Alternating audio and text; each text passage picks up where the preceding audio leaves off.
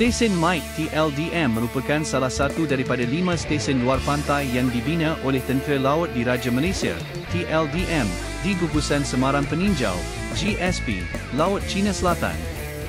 Stesen ini terletak di Terumbu Mantanani dan memainkan peranan penting dalam mempertahankan kedaulatan negara di kawasan perairan yang strategik ini.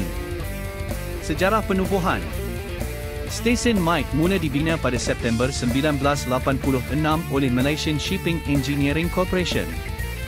Modul penempatan ini berukuran 60 meter panjang, 24 meter lebar dan 4.5 meter tinggi, dan ditempatkan di atas Terumbu Mantanani yang meliputi kawasan seluas 16.1 km persegi.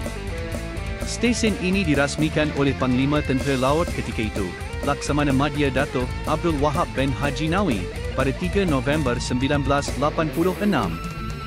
Pada 18 Mei 1994, kawasan sekitar Terumbu Mantanani telah diisytiharkan sebagai kawasan larangan oleh Kerajaan Malaysia, menandakan kepentingan strategik stesen ini dalam mempertahankan kedaulatan negara. Terumbu Mantanani terletak kira-kira 35 batu nautika di utara terumbu layang-layang, Stesen 5, dan berhampiran dengan pulau kecil Amboina yang diduduki oleh Vietnam.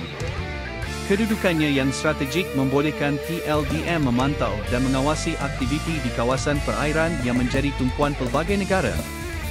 Jika bahan ini bermanfaat kepada anda, subscribe, likes dan share.